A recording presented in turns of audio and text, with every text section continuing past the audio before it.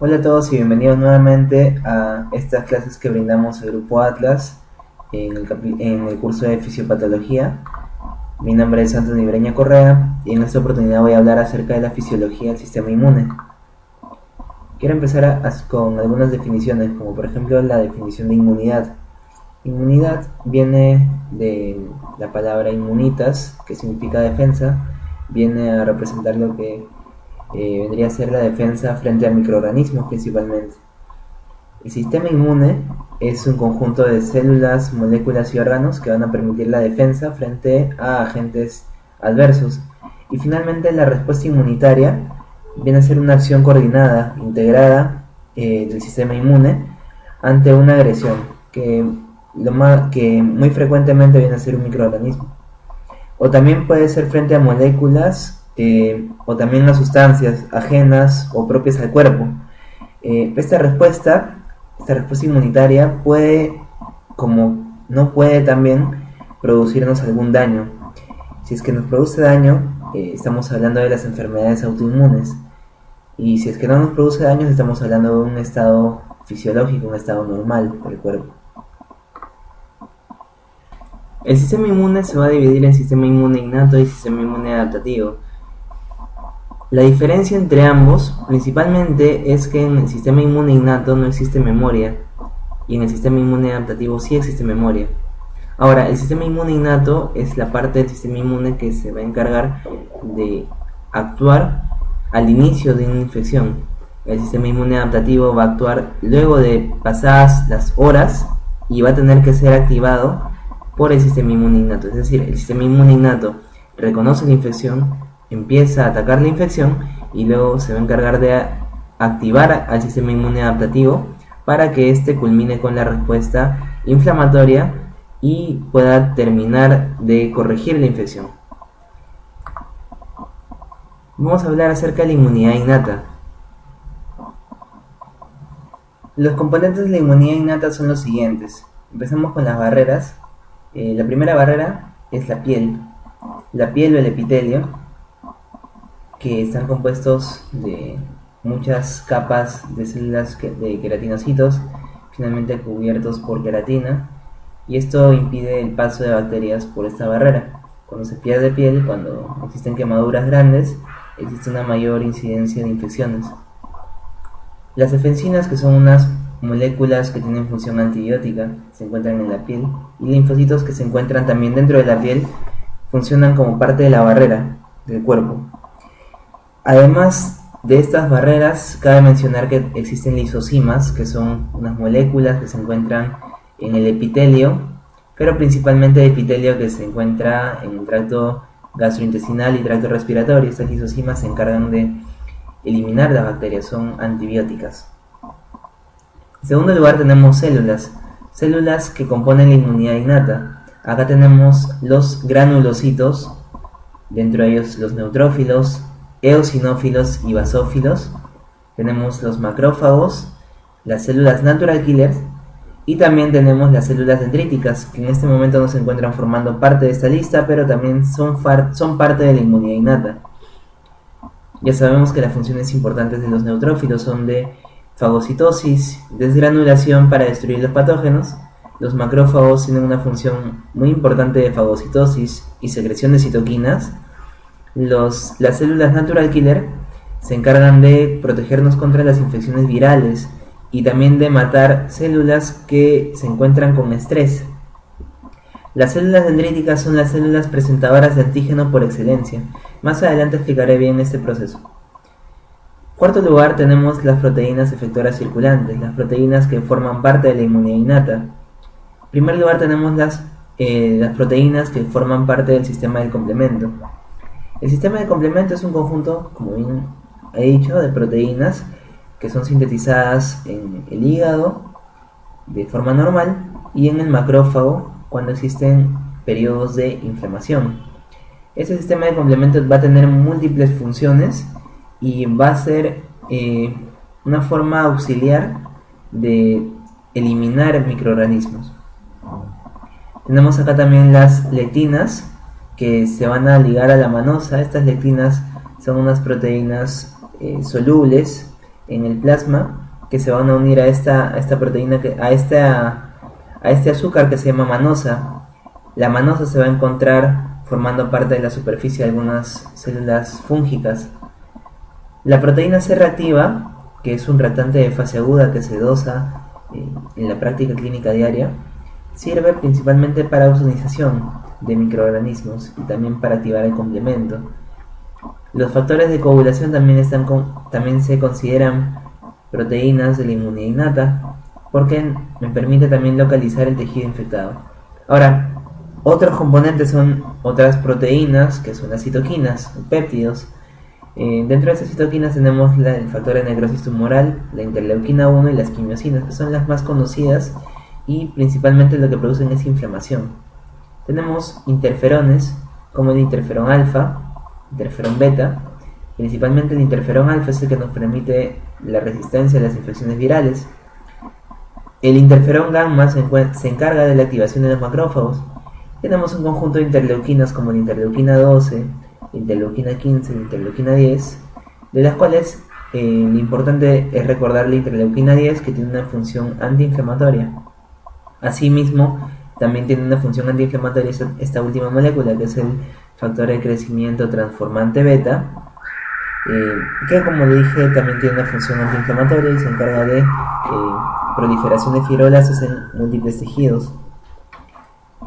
Otro componente de la inmunidad innata que no se encuentra formando parte de esta lista vienen a ser los reflejos, como por ejemplo el reflejo tusígeno, el reflejo del estornudo, el reflejo de orinar. Son reflejos del cuerpo que forman parte también de la inmunidad innata, puesto que gracias a estos reflejos vamos a eliminar gran parte de microorganismos que se encuentran formando parte de colonias en nuestro tracto gastrointestinal o tracto respiratorio, por ejemplo.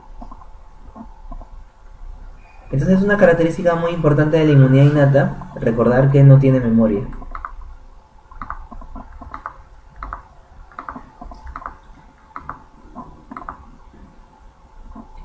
Recordar también el concepto de CD. CD viene a ser la diferenciación de grupo, o en inglés conocida como Cluster Differentiation, que vienen a ser unos indicadores, unos indicadores que se encuentran en la superficie de estas células, neutrófilos, macrófagos y natural killer, que nos van a permitir diferenciarlos en exámenes inmunológicos. Más adelante veremos un poco sobre los CDs. Acá tenemos un esquema, por ejemplo tenemos las lisosimas que les mencioné. Las lisosimas se encuentran en todas las secreciones, como por ejemplo en las lágrimas, en las secreciones bronquiales, las secreciones del tracto gastrointestinal también. Ahí se encuentran las lisosimas. Las bacterias comensales también son defensas del cuerpo, puesto que no permiten el crecimiento de bacterias patógenas. Los bronquios, los cilios, el moco de los bronquios nos permiten sacar las bacterias desde adentro hacia afuera en forma de flema. Es importante también recordar la defensa de la piel, el intestino, sobre todo la parte estomacal, que tiene un pH ácido que nos protege de las infecciones gastrointestinales. Los comensales del intestino grueso, el flujo urinario, que es el principal mecanismo de defensa que tiene el ser humano contra las infecciones urinarias, y esto es importante en el caso de las mujeres, puesto que cuando las mujeres no orinan, aumenta la frecuencia, la incidencia de infecciones urinarias. También el pH bajo, pH ácido, y algunos comensales del tracto vaginal que también van a proteger contra las infecciones de algunos patógenos oportunistas. Cuando nosotros hablamos de inmunidad innata, estamos hablando de la primera respuesta que ejerce el organismo frente a un ataque de un microorganismo. Cuando hablamos de inmunidad innata, estamos hablando de estas primeras células de los neutrófilos, los macrófagos, las células dendríticas. ¿Y estas células de qué manera van a responder? Primero tienen que reconocer a los microorganismos que conforman parte del ataque al ser humano. Entonces, ¿de qué manera pueden reconocer a estos microorganismos? Los van a reconocer por medio de estas moléculas que son expresadas en la estructura de los microorganismos. Estas moléculas se van a llamar PAMs. Los PAMs es una palabra, son siglas en inglés, significa patrones moleculares asociados a patógeno.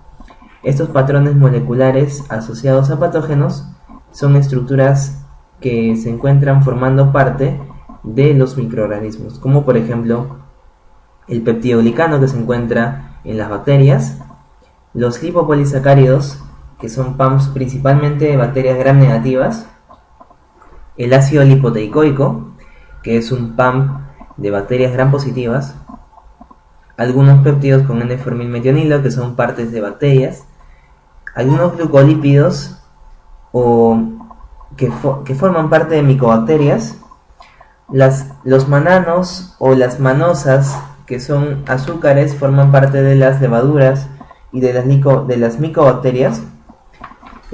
Los lipomananos son los que forman parte de las micobacterias, específicamente hablando. Y tenemos algunos RNA de doble cadena que forman parte de algunos virus. Son PAMs de ciertos virus. Entonces, estos PAMs, estas estructuras, son estructuras, en primer lugar, son muy importantes para la supervivencia de esos microorganismos. Por lo tanto, una característica importante del sistema inmune innato, es que reconoce estructuras importantes para la supervivencia de los microorganismos. ¿Y de qué manera vamos a reconocer a estos patrones moleculares asociados a patógenos? Lo vamos a reconocer por medio de estas moléculas que se llaman receptores de PAMs o receptores de reconocimiento de patrón. Ese es el nombre, receptores de reconocimiento de patrón. Estos receptores de reconocimiento de patrón pueden ser de muchos tipos. El más conocido, el más estudiado, es el receptor de tipo TOL. El receptor de tipo TOL es un receptor que tiene 11 isotipos. Se va a encontrar en macrófagos, células dendríticas, muy importante, neutrófilos también, en células epiteliales y endoteliales. Ese es el receptor de reconocimiento de patrón más estudiado, nuevamente repito, y a su vez es el que tiene más funciones de todos. Otro receptor de reconocimiento de patrón son las lectinas, de tipo C. Estas lectinas se van a unir a la manosa. Se encargan de reconocer la manosa como patrón molecular asociado a patógeno. Otro receptor de reconocimiento de patrón son los receptores de Scavenger. Usualmente reconocen lipoproteínas oxidadas. Y tenemos otros que son menos estudiados, pero también se encuentran en investigación en el momento. Son los N-formilmet-leu-F o metionina, leucina, fenilalanina. Van a reconocer moléculas con estos residuos en algunas proteínas bacterianas. Estos receptores, los NLRs, reconocen derivados de los proteoglicanos en la pared bacteriana. Los receptores, las proteínas portadoras de dominios de activación y reclutamiento de caspasas van a inducir la expresión de interferones de tipo 1 principalmente.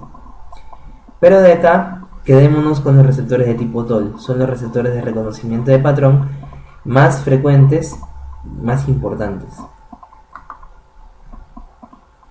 Otro componente importante de la inmunidad innata es el sistema de complemento. Como ya dije, este sistema de complemento es un conjunto de proteínas que son formadas en el hígado en estados normales y en los macrófagos en estados de inflamación.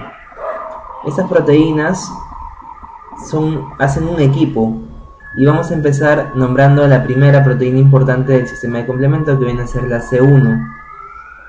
Esa C1 va a ser una proteína de estructura cuaternaria múltiple que se encuentra formada por tres partes principalmente: el C1Q, el C1R y el C1S.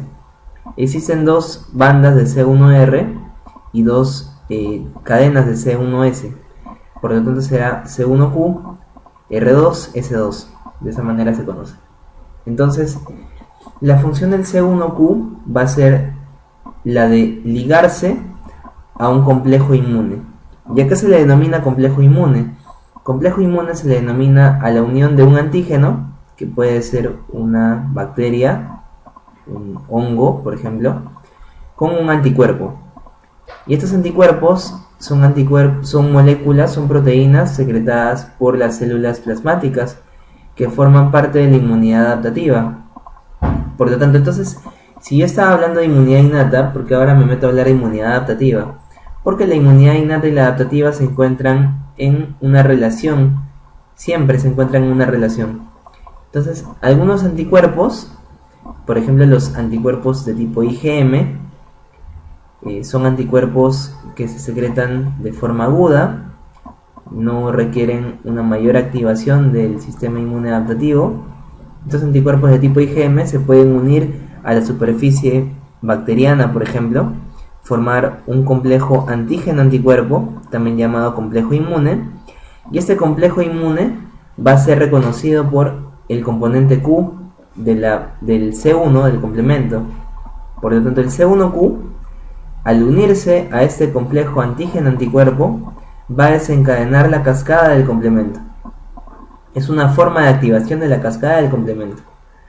Y este R2S2, ¿para qué me sirve? Tiene una función enzimática, que ahora la vamos a ver. Entonces, para hablar un poco sobre la función del C1, componente C1 del complemento, estamos diciendo que el C1 se va a unir a un complejo inmune, un complejo antígeno-anticuerpo, y a su vez este complejo antígeno-anticuerpo, al unirse a la parte Q del C1, va a hacer que el C1 se active, y la parte R2S2 del C1 va a tener una función enzimática. Esta enzima R2S2 del complejo C1 se va a encargar de unirse al C4 en primer lugar. Viene el C4, se une al C1 y va a ser clivado. Clivado significa lo mismo que ser cortado. Entonces el C4 va a ser cortado en C4b y C4a. El C4b se va a quedar junto con el C1 y el C4a se va a ir. Este C1 R2S2 va también a clivar al C2. Entonces el C2 se va a convertir en C2b y C2a. El C2a se va y el C2b se va a unir al C4b que ya había sido cortado. Por lo tanto, este complejo C4b2b se llamará también C3 convertasa y tendrá una función enzimática. Esta C3 convertasa se va a unir al C3 y lo va a convertir o lo va a clivar en C3b y C3a. El C3a se va y el C3b se va a quedar unido al C3 convertasa. Entonces este C4b, 2b, 3b se llamará C5 convertasa. Entonces esta C5 convertasa se va a unir al C5 que está en el plasma. El C5 al unirse va a ser clivado, va a ser cortado en C5b, C5a. El C5a se va y el C5b se queda junto con el C4b, 2b, 3b. Entonces tendremos un complejo que se llamará complejo C4b, 2b, 3b, 5b. Ahí acaba la vía clásica. En este otro esquema tenemos la vía alterna. La vía alterna no se va a activar por un complejo antígeno-anticuerpo, un complejo inmune, como en el caso de la vía clásica. La vía alterna se va a activar de forma espontánea. En primer lugar, el C3, componente C3 del complemento, se va a autoclivar. Por lo tanto, se convertirá en un C3b más C3a. C3a se va, el C3b se queda y puede recorrer dos caminos. El primer camino es que sea hidrolizado por una molécula de agua hasta su forma inactiva. El segundo camino es que se encuentre en su recorrido con la superficie bacteriana o microbiana. Por lo tanto, el C3b se va a pegar a la superficie bacteriana. A este C3b se le va a unir el factor B y el factor D. El factor B se va a unir al C3b y el factor D tiene la función de clivaje del factor B. Por lo tanto, al clivar o al cortar el factor B tendremos BA y BB, ¿no es cierto? Por lo tanto, nos quedamos con el BB acá pegado al C3b y el BA se va a ir. A este complejo C3b BB se le va a unir una molécula que se llama properdina. ¿Para qué? Para estabilizar ese complejo. De aquí que la vía alterna también sea llamada la vía de las properdinas. Este C3b-BB tendrá una función también de C3 convertasa, al igual que en el caso de la vía clásica del complemento. La C3 convertasa convertirá la C3 en C3A y C3b. La C3A se quedará, la C3b, la C3A se va y la C3b se quedará acá, juntándose con este complejo para formar la C5 convertasa. Recordar que la C3 convertasa más C3b es igual a C5 convertasa. Por lo tanto, esta C5 convertasa se pega al C5, lo cliva, lo convierte en C5b y C5a. C5a se va y el C5b, al unirse a la C5 convertasa, se convertirá en la parte final de la vía alterna del complemento. El sistema de complemento va a tener un sistema final o una vía común. Vamos a repasar acá. La vía clásica empieza con la activación de C1, la parte Q que reconoce a un complejo inmune, y este C1, al reconocer al complejo antígeno-anticuerpo, se va a activar. Por lo tanto, la parte de R2 y S2 se va a convertir o va a tener una función enzimática. Esta enzima, R2S2 del C1, se va a encargar de clivar al C4 y al C2, convirtiéndolo en C4A y C4B, C2A y C2B. C4A y C2A se van a ir a un costado. C2B y C4B se van a unir y van a conformar la C3 convertasa. La C3 convertasa va a clivar al C3 en C3A y C3B. Acá tenemos el C3 que va a ser clivado en C3A, C3b. Este C3b se va a unir a la C3 convertasa y formará la C4b 2a 3b. Acá está, C4b 2a 3b. A este complejo se llamará C5 convertasa. Entonces la C5 será convertida en C5b, C5a. C5a se va y nos quedamos con el C5b, que se va a unir a ese complejo que viene a ser el C4b 2a 3b. Esa es la vía clásica. La vía alterna es algo parecida. El C3, recordemos, se va a autoclivar en C3a y C3b. Recordemos que este C3b puede ser hidrolizado e inactivado por una molécula de agua, pero si es que se encuentra en su camino, si se une a la superficie bacteriana, se va a activar y por lo tanto el factor B se le va a unir, será el C3bb. También se le unirá el factor D, y este factor D se encarga de clivar al factor B. Por lo tanto, cuando viene el factor D, tendremos el C3b, B mayúscula, B minúscula, y el BA se irá. Recordar que este C3b, BB, también es conocido como C3 convertasa, y al ser una C3 convertasa, la C3 la convertiremos en C3A y C3b. La C3A se queda y la C3b se va a unir a esa C3 convertasa. Recordemos, C3 convertasa más C3b es igual a C5 convertasa. Entonces esta C5 convertasa convertirá C5 en C5A y C5b. La C5b se unirá a la C5 convertasa y tendremos la parte final de la vía alternativa del complemento, o también llamada vía de las properdinas, porque recordemos, acá en este gráfico falta poner que acá existe el ingreso de properdinas para estabilizar el complejo C3bb.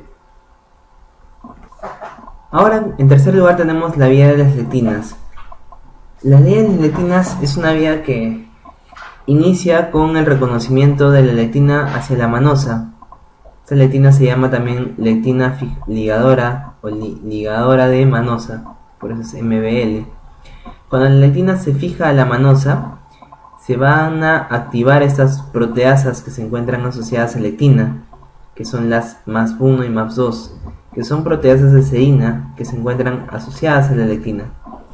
Entonces, cuando se activan estas MAP1 y MAP2, lo que van a hacer es generar un complejo similar al C1 activado, es decir, al C1R2S2, lo que formaba parte de esa enzima que se encargaba de clivar el C4 y C2, hará exactamente lo mismo, esta más 1 y más 2 activadas por la lectina. Por lo tanto, cuando la lectina se une a la manosa, se van a clivar la C4 y la C2, tendremos C4A, C2A que se van, nos quedamos con C4B, C2B, tendremos la C3 convertasa. Y pasará exactamente lo mismo que en el caso de la vía clásica. C3 convertasa, tendremos C3B y C3A, C3B se une a la C3 convertasa y formamos la C5 convertasa. La C5 convertasa forma C5A y C5B. C5A se aleja, C5B se une a la C5 convertasa y termina la vía de las lectinas. Cuando tenemos formado el C5B, cuando se forma el C5B, inicia la vía común. Ahora, es un dato importante recordar que la vía de las lectinas nos sirven para estos patógenos, como por ejemplo Salmonella, Listeria, Cryptococcus, que es un hongo, Neisseria, y Candida albicans, que es muy importante. Una vez que hemos llegado a la vía común, esta vía común inicia con la formación de C5B. Al C5B se le van a unir las otras proteínas de complemento que son C6, C7, C8 y C9. Entonces tendremos un complejo que se llama C5B, C6, C7, C8 y C9. Este complejo se va a llamar complejo de ataque a la membrana, y lo vamos a ver acá.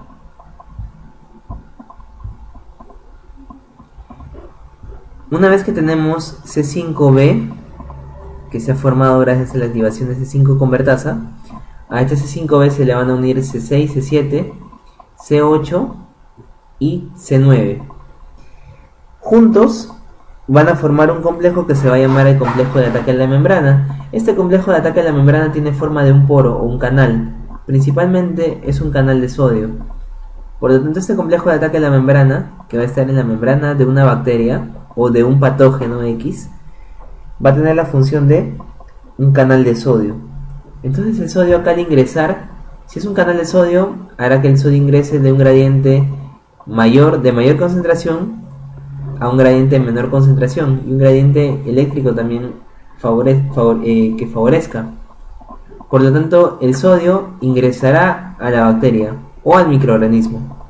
Al ingresar el sodio, ingresará con agua, y como ingresa con agua, hinchará a la bacteria o a la célula que se encuentra formando parte del ataque al ser humano, y esta célula, ya sea bacteria o hongo, se va a destruir por hinchazón celular. En otras palabras, este complejo de ataque a la membrana, formado por el sistema de complemento, tiene la función de ingresar sodios con agua para hinchar a la célula y que la célula se muera, que se lise. Es importante recordar que el sistema de complemento no solamente actúa por medio de un complejo de ataque a la membrana, sino también actúa por medio de algunas otras funciones, como por ejemplo la función de anafilotoxinas. Recordemos que cuando se cliva el C3, C4 y C5, nosotros nos quedamos con las partes B, C4B, C3B, convertasa de C5, C5B. Pero en las partes A yo dije que se van hacia un costado. Entonces, la parte A de C3A, C4A y C5A tienen la función de anafilotoxinas. Esta función consiste en múltiples minifunciones, como por ejemplo en la primera, contracción del músculo liso, que es un efecto que se ve cuando existe una inflamación, contracción del músculo liso. En segundo lugar, tenemos una permeabilidad aumentada a los vasos sanguíneos, y esa permeabilidad aumentada a los vasos sanguíneos, principalmente a las vénulas postcapilares, van a permitir el paso de células, de leucocitos, desde la sangre hacia el lugar inflamatorio.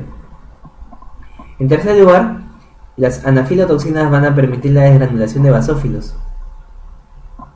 Y en cuarto lugar, creo yo que la respuesta más importante es su respuesta con función de quimiotaxis. La quimiotaxis viene a ser la atracción que se genera desde una zona de inflamación para los leucocitos y las células inflamatorias. Por lo tanto, Cuando en este lugar de inflamación se ha activado la cascada del complemento, tendremos, aparte de un complejo de ataque a la membrana para matar a algunas bacterias de esa zona, tendremos también C3A, C4A y C5A que harán estas cuatro funciones en el tejido periférico, en la parte de la inflamación. Y la más importante es la función de quimiotaxis. La quimiotaxis va a permitir que las células que se encuentran en el plasma, las células inflamatorias, salgan hacia el espacio de inflamación. Principalmente la quimiotaxis es tarea de la C5A.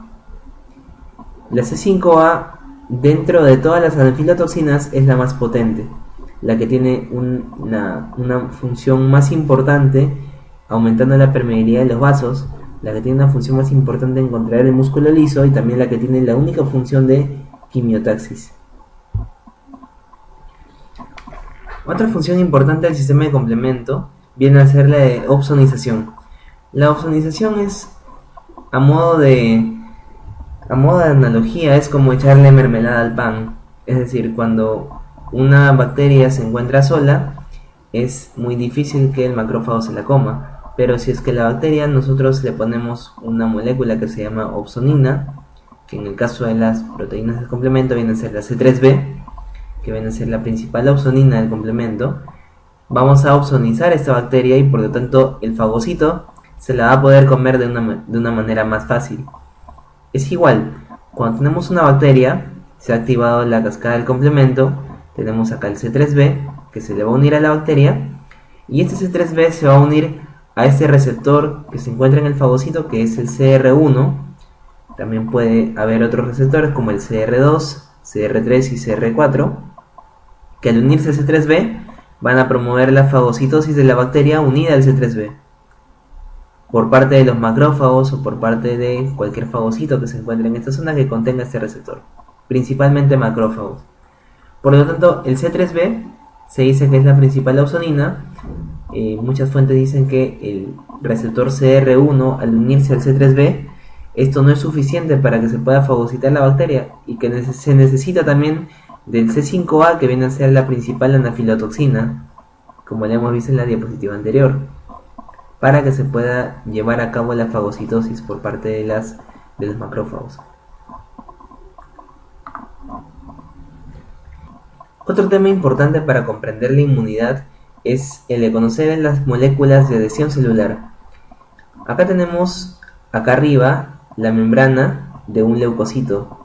Abajo tenemos la membrana del endotelio. Por lo tanto sabemos que los leucocitos expresan dos tipos de moléculas de adhesión celular que son importantes. En primer lugar expresan las cialomucinas y en segundo lugar expresan las integrinas. Y el endotelio expresa también dos moléculas de adhesión celular. Una son las selectinas y dos las inmunoglobulinas o los CAMs, que vienen de la superfamilia de las inmunoglobulinas.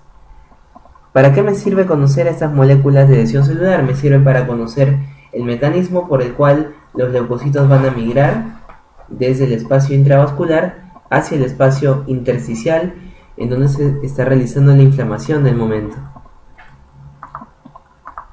Recordar que las selectinas se van a unir a las cialomucinas y las integrinas se van a unir a las inmunoglobulinas.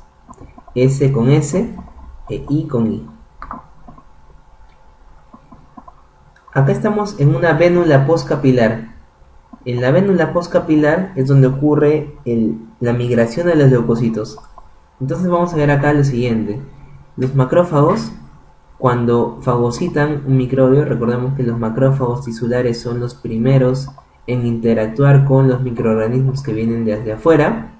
Los macrófagos tienen la función de fagocitosis, entonces al fagocitar estos microorganismos, los macrófagos tienen una poca acción microbicida, entonces no los van a poder matar. Al no poder matarlos, los macrófagos van a pedir ayuda. ¿Y de qué manera piden ayuda? Sintetizando y secretando citoquinas proinflamatorias o interleuquinas, principalmente este factor de necrosis tumoral alfa y la interleuquina 1, que van a tener múltiples acciones. En primer lugar, el factor de necrosis tumoral alfa y la interleuquina 1 se van a encargar de sintetizar más selectina E y más y más inmunoglobulinas o CAMs, que son ligandos tanto de integrinas como de cialomucinas que se encuentran en los leucocitos. En este caso, este es un neutrófilo. En segundo lugar, estas citoquinas proinflamatorias se encargan de hacer lo siguiente.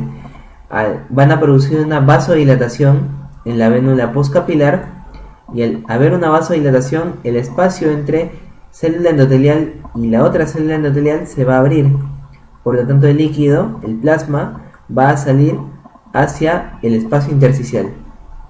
Al salir el plasma hacia el espacio intersticial, esta célula va a pegarse hacia la pared, porque tiene menos líquido para poder circular. Por lo tanto, al pegarse a la pared, que es una pared que se encuentra con una gran cantidad de selectinas y de integrinas o CAMs, van a interactuar los ligandos con los receptores. Interactuarán las cialomucinas con las selectinas e interactuarán las integrinas con las inmunoglobulinas. Recordemos que en una primera instancia, las integrinas de los leucocitos eran integrinas de baja afinidad. Pero por acción de estas citoquinas, estas integrinas se vuelven integrinas de alta afinidad. Por lo tanto, estas integrinas empezarán a interactuar con las inmunoglobulinas que se encuentran en el endotelio, y como hay poco plasma, estas células empezarán a rodar, estableciéndose un primer estadio que se llama rolling o rodamiento, fase de rodamiento. En segundo lugar, estas células, estos neutrófilos o leucocitos en general, van a modificar su forma. De lo que son redondos van a pasar a ser alargados, y esto conforma una adhesión estable. ¿Por qué? Porque las integrinas, que ahora son integrinas de alta afinidad, se van a unir con mayor fuerza a las inmunoglobulinas o CAMs de las células endoteliales. Y luego finalmente se va a dar la migración por sí misma. Es decir, este neutrófilo que se ha elongado va a pasar por este espacio entre las dos células endoteliales que hemos dicho que se abren, en primer lugar para que pase el plasma y en segundo lugar para que pasen los leucocitos.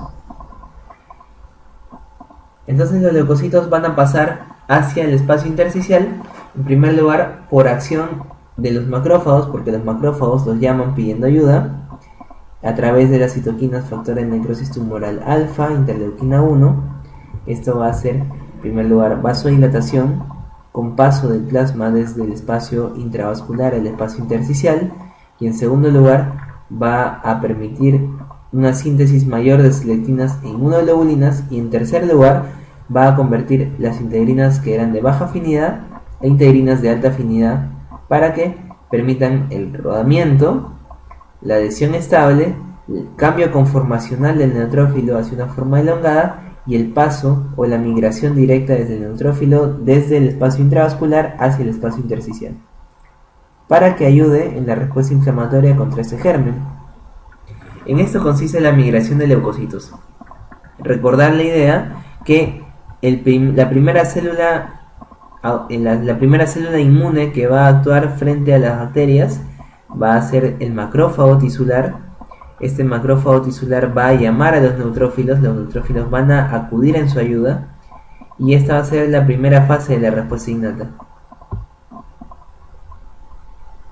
Acá tenemos una imagen del neutrófilo con la célula endotelial. Primero las cialomucinas se tienen que unir a las selectinas de tipo E. En segundo lugar, las integrinas pasan de ser unas integrinas de baja afinidad a ser unas integrinas de alta afinidad. Por lo tanto, son integrinas que se van a unir con mayor afinidad a las inmunoglobulinas y le van a permitir la elongación del neutrófilo para que pueda atravesar entre dos células endoteliales. Otro concepto importante de recordar de la inmunidad innata es el de las células natural killer. Las células natural killer tienen, como ya les dije, una función importante tanto en la defensa contra células infectadas con virus y también en la defensa contra células estresadas o células con estrés. Principalmente las células natural killer van a matar tanto a las células virales y las células con estrés. Otra función importante de los natural killer es que van a ser los primeros activadores de los macrófagos. Es decir, las células natural killer le van a dar interferón gamma a los macrófagos dentro de la respuesta inmune innata para aumentar la capacidad microbicida de los macrófagos. En otras palabras, cuando le damos interferón gamma a los macrófagos que son fagocitos, van a tener una mayor capacidad microbicida y van a poder efectuar una respuesta más eficiente contra los microorganismos. Entonces de eso también se encargan las natural killers, son las que le dan la primera activación a los macrófagos dentro de la respuesta inmune innata. Finalmente tenemos acá una imagen de una célula dendrítica. Las células dendríticas se encuentran en la piel, en las mucosas del organismo, formando parte de la primera respuesta inmunitaria, y son las células del sistema inmune innato que tienen la función de activar el sistema inmune adaptativo. Acá tenemos una imagen histológica de una célula de Langerhans, que viene a ser la célula dendrítica que se encuentra en la epidermis. Entonces acá voy a esquematizar básicamente lo que ocurre en el sistema inmune a grandes rasgos, tanto el innato como el adaptativo, para que se pueda entender de una manera más fácil. En primer lugar, recordemos que si tenemos un conjunto de bacterias o de microorganismos, el primero que va a actuar frente a esta bacteria o microorganismo va a ser el macrófago. Y los macrófagos lo van a fagocitar, pero como no van a poder matarlos, van a pedir ayuda y van a llamar a los neutrófilos, que van a venir en su ayuda. Acá tenemos un neutrófilo que tiene una función importante, que va a ser la de fagocitar a estas bacterias. Entonces, al fagocitar a las bacterias, este neutrófilo lo que va a hacer es desgranularse y liberar especies reactivas de oxígeno. Y estas especies reactivas de oxígeno no las libera en su interior, sino las libera al medio ambiente o al espacio intersticial en donde se encuentran estas bacterias. Por lo tanto, estas especies reactivas de oxígeno van a empezar a matar a las bacterias que se encuentran en el lugar de inflamación, pero asimismo van a matar también al neutrófilo, porque el neutrófilo es un leucocito suicida. Entonces los neutrófilos van a poder eliminar algunas bacterias gracias a la desgranulación de estas especies reactivas de oxígeno. Asimismo van a determinar una mayor inflamación en la zona, pero las bacterias van a sobrevivir. Y estas bacterias que sobreviven se van hacia el lado izquierdo. Recordemos, acá tenemos un macrófago. Recordemos que el macrófago es el que inició la respuesta. Vinieron los neutrófilos y los neutrófilos no pudieron matar a las bacterias. Por lo tanto, el macrófago lo que hará acá es fagocitar a la bacteria, que es lo único que puede hacer. Recordemos, acá tenemos el receptor tipo Toll. Acá son siglas en inglés, Toll-like receptor o receptor de tipo Toll, que es un receptor de reconocimiento de patrón, principalmente contra bacterias. Entonces esta bacteria tendrá un patrón, un PAMP o un patrón molecular asociado a patógeno. Entonces, al tener esta bacteria un PAMP y este macrófago un receptor de reconocimiento de patrón, que es el receptor de tipo Toll, reconocerá esta bacteria y la bacteria será fagocitada. Una vez que esta bacteria es fagocitada, recordemos que el macrófago no la puede matar porque su capacidad microbicida es pobre, a no ser que venga una célula natural killer, lo active y pueda hacer que el macrófago elimine esta bacteria. Sin embargo, lo que usualmente ocurre es que este macrófago no puede matar a esta bacteria. Entonces, como tercer paso, este macrófago se va a encargar de activar a una tercera célula, que va a ser la célula dendrítica. Entonces el macrófago va a presentar esta bacteria, va a presentar una parte de la bacteria como parte del PAMP o patrón molecular asociado a patógeno. La célula dendrítica reconocerá a este PAMP por medio de su receptor de tipo Toll Por lo tanto, esta PAMP o esta estructura bacteriana va a ser fagocitada nuevamente por la célula dendrítica porque ha sido presentada por el macrófago. Entonces la célula dendrítica, al fagocitar esta bacteria nuevamente, va a volver a migrar. Entonces de acá tenemos el concepto siguiente. Existen unas células que se llaman células presentadoras de antígenos. Estas células presentadoras de antígenos son células de la inmunidad innata que se encargan de coger un antígeno, fagocitarlo y presentarlo a una célula siguiente. Las células presentadoras de antígenos son los macrófagos y las células dendríticas. Y los linfocitos B también se encuentran adentro, pero cumplen una función diferente. En el caso de los macrófagos fagocitan a la bacteria y le presentan la bacteria a la célula dendrítica. La célula dendrítica fagocita esa bacteria y se la va a presentar luego a una célula siguiente que lo vamos a ver en el siguiente esquema. Por lo tanto, acá tenemos dos células presentadoras de antígeno.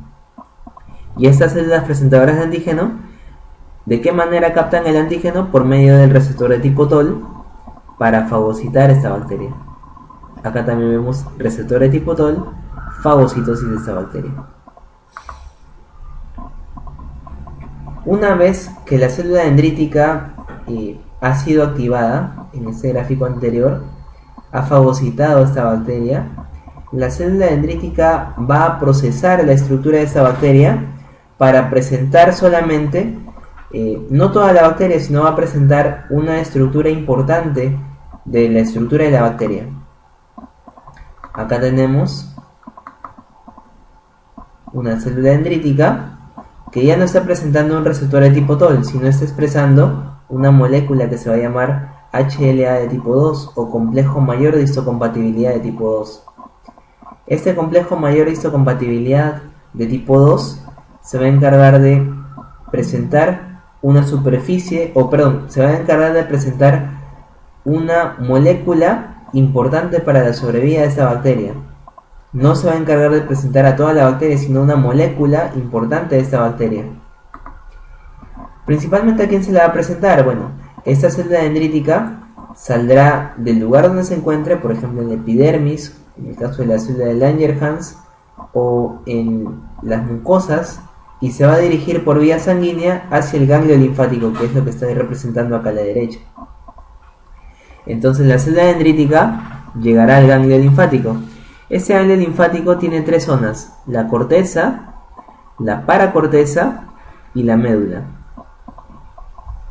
La corteza es la zona donde se encuentran los linfocitos de tipo B. La paracorteza es la zona donde se encuentran los linfocitos T, o también llamada zona T. Y la médula es la zona por donde va a salir el drenaje venoso de los ganglios linfáticos. Por lo tanto, tenemos acá la célula dendrítica, que está expresando su complejo mayor de histocompatibilidad de tipo 2, y tenemos el linfocito T. El linfocito T de tipo CD4. Entonces, el linfocito TCD4 va a reconocer al este HLA de tipo 2 que está siendo expresado por la célula dendrítica y que tiene asimismo como contenido a una estructura importante para la sobrevida de la bacteria. Esta estructura va a ser fagocitada por el linfocito T, que va a reconocer esa estructura. Por lo tanto, este linfocito T, importante recordar, también se le llama linfocito T naïf o linfocito T virgen, porque es un linfocito T que recién ha nacido, o un linfocito T que nunca antes ha sido activado. Por lo tanto, este linfocito T, al ser activado, luego de haber fagocitado esta proteína o esta estructura importante, este linfocito T se va a activar, y al activarse se va a multiplicar. Y acá vemos muchos linfocitos T del mismo tipo y de la misma familia. A este mecanismo se le va a llamar expansión clonal.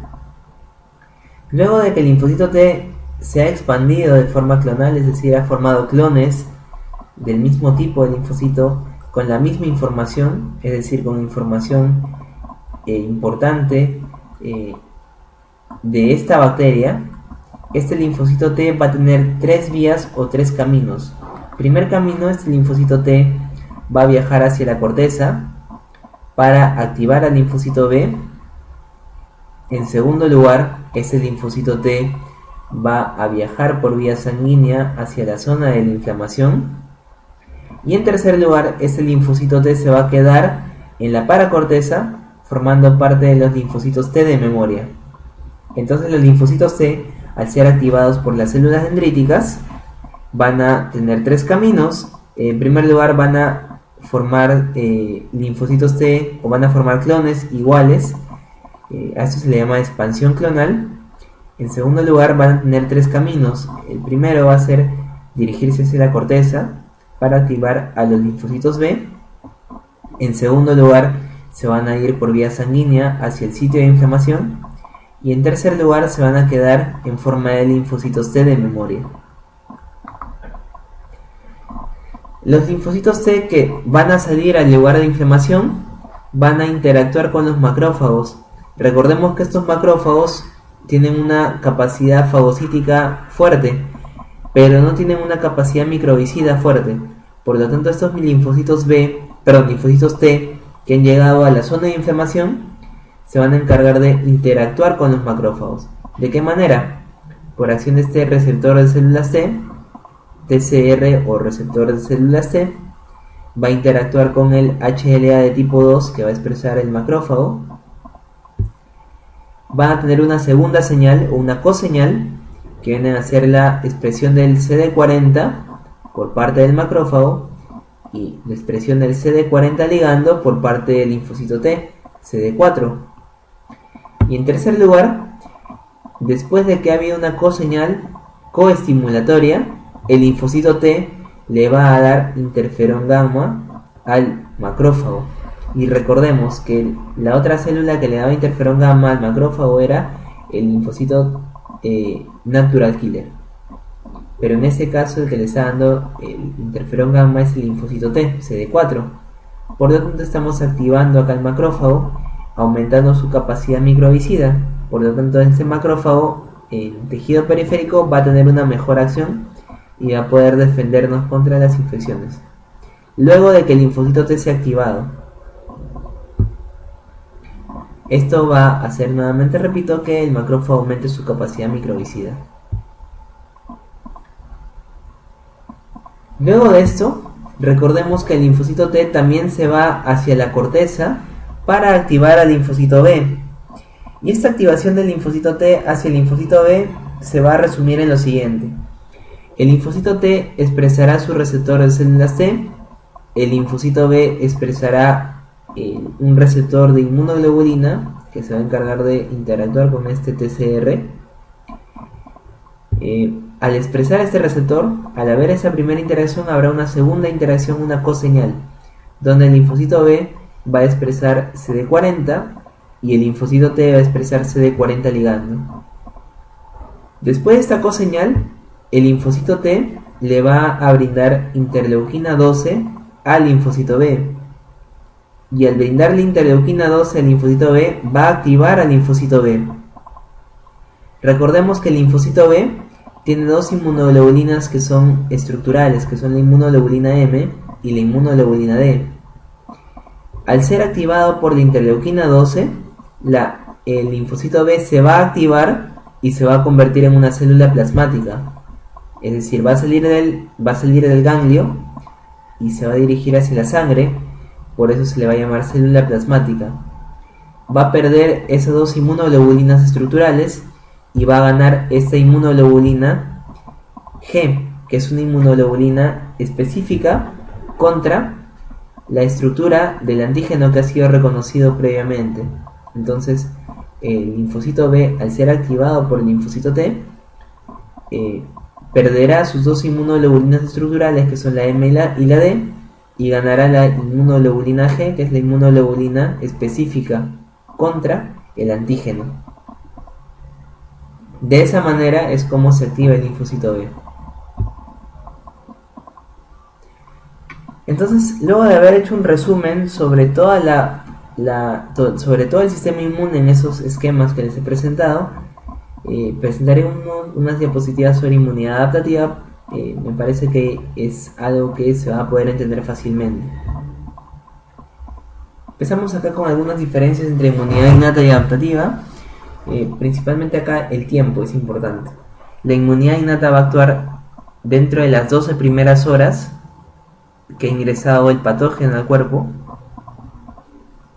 Esta inmunidad innata, a través de las células dendríticas, se va a encargar de activar la inmunidad adaptativa, que va a iniciar con la expansión clonal de los linfocitos T. Estos linfocitos T que se van a convertir en linfocitos T efectores, que se van a ir a la zona de inflamación para activar a los macrófagos. En segundo caso, los linfocitos T que van a activar a los linfocitos B, y al activar a los linfocitos B van a hacer que los linfocitos B produzcan anticuerpos de tipo IgG, que son específicos, y esta respuesta me va a durar días. En cambio, la respuesta innata me va a durar solamente horas. La inmunidad adaptativa se va a partir en dos tipos: inmunidad humoral e inmunidad celular.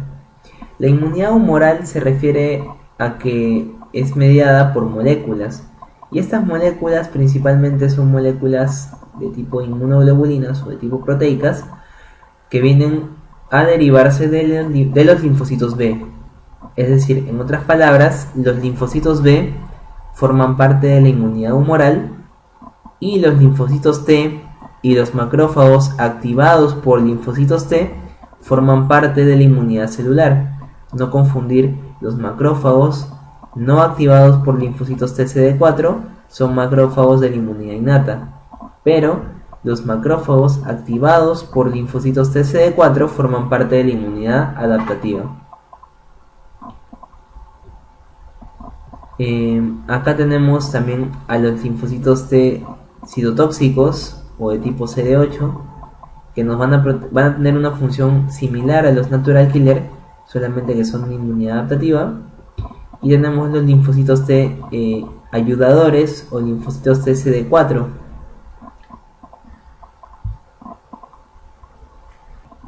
Es importante recordar algunos conceptos sobre inmunoglobulinas.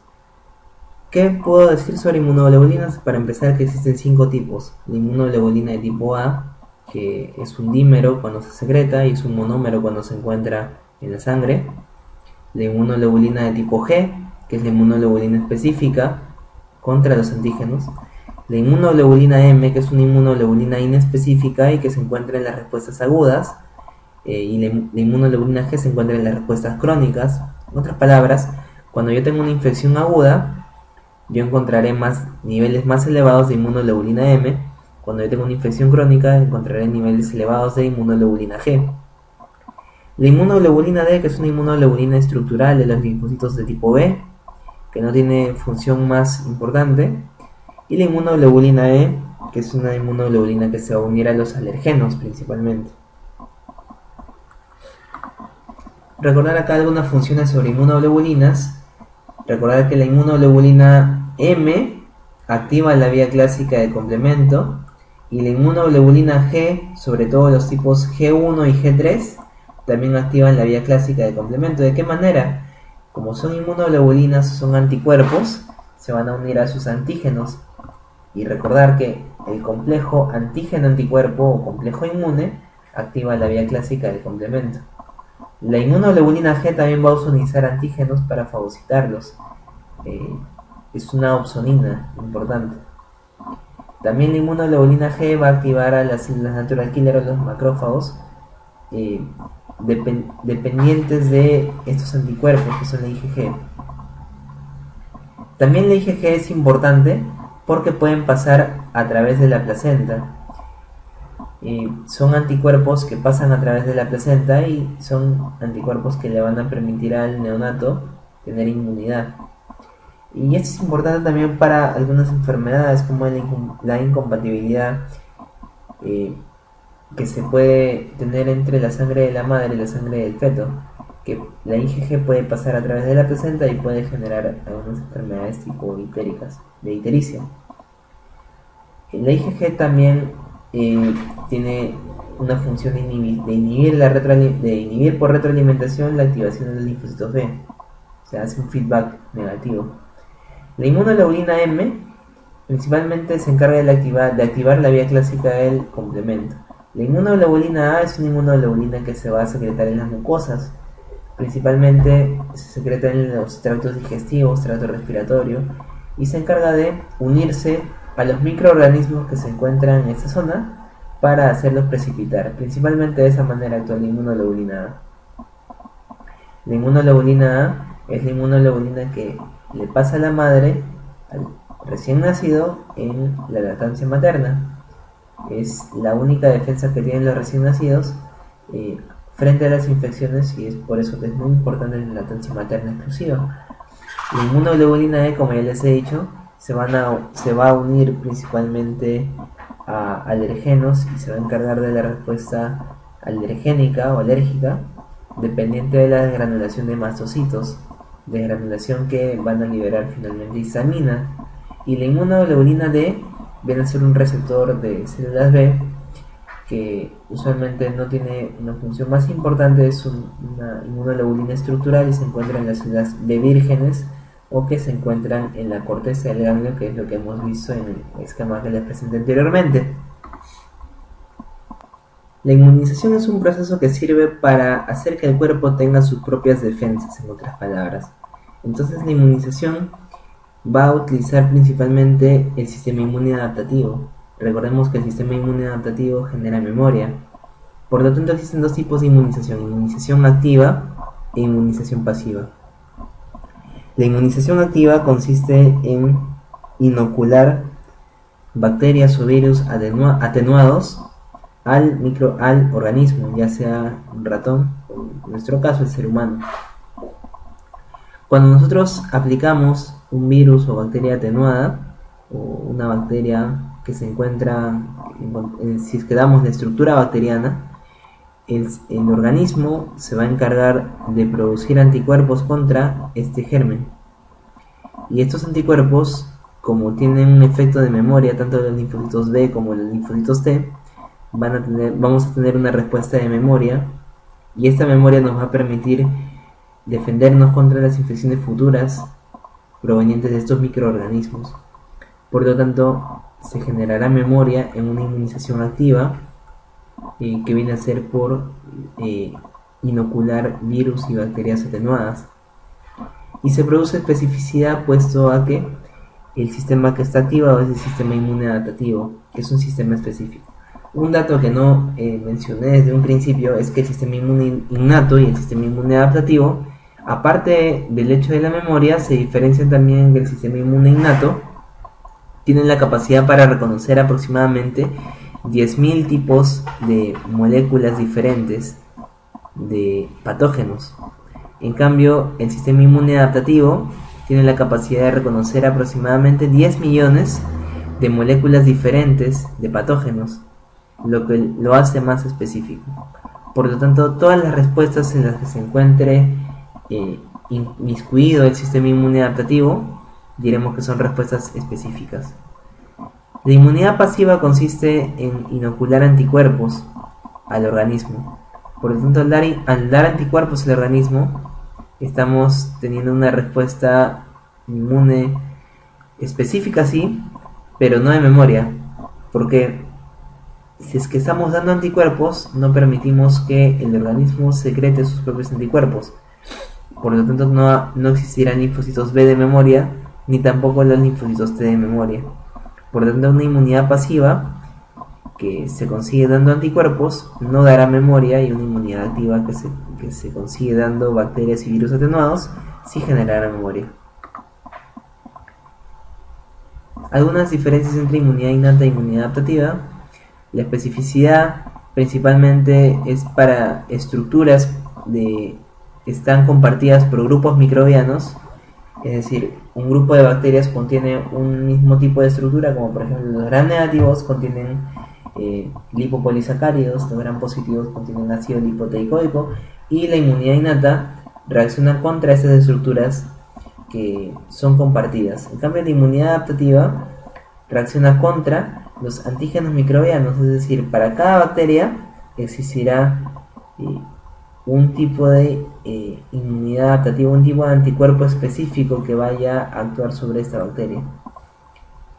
La diversidad es una diversidad limitada en cuanto a la inmunidad innata, pero una diversidad muy larga para la inmunidad adaptativa, puesto que los receptores de los HLA, de los complejos mayores de compatibilidad, se van a producir por recombinación somática de algunos segmentos genéticos. En otras palabras, esta recombinación le va a permitir a los receptores formar aproximadamente 10 millones de receptores diferentes, y para cada receptor debe haber un ligando, y ese ligando viene a ser una estructura antigénica de algún microorganismo. Por lo tanto, se dice que la inmunidad adaptativa nos permite identificar aproximadamente 10 millones de moléculas distintas. La inmunidad innata no posee memoria, la adaptativa sí. Los componentes de la inmunidad innata, por ejemplo, tipo proteínas plasmáticas, están conformadas por el complemento, y la inmunidad adaptativa tiene proteínas que están conformadas por los anticuerpos principalmente. Y las células, en el caso de la inmunidad innata, ya lo dije, son los fagocitos y los natural killer, y en el caso de la adaptativa son los linfocitos. Un resumen para que se pueda entender mejor todo el mecanismo de la inmunidad. Recordemos, cuando ingresa una bacteria al organismo, al cuerpo, primero debe ser fagocitada por los macrófagos.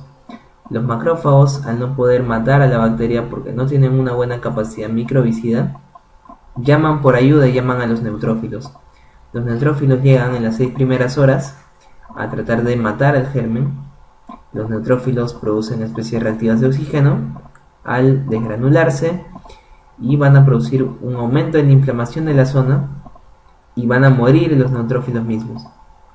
Por lo tanto, los macrófagos se ven solos en su ataque contra las bacterias y van a tener que activar a las células dendríticas de la manera como ya lo he explicado.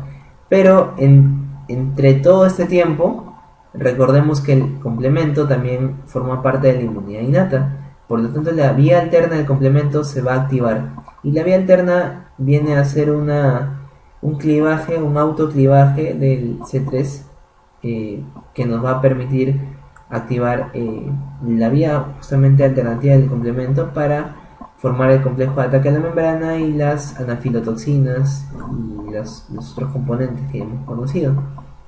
La vía clásica del complemento se va a activar con la inmunoglobulina M, que es una inmunoglobulina que se encuentra en el plasma, producida por los linfocitos B, y que se va a encargar de las respuestas agudas. A su vez, los macrófagos activan también a las células dendríticas.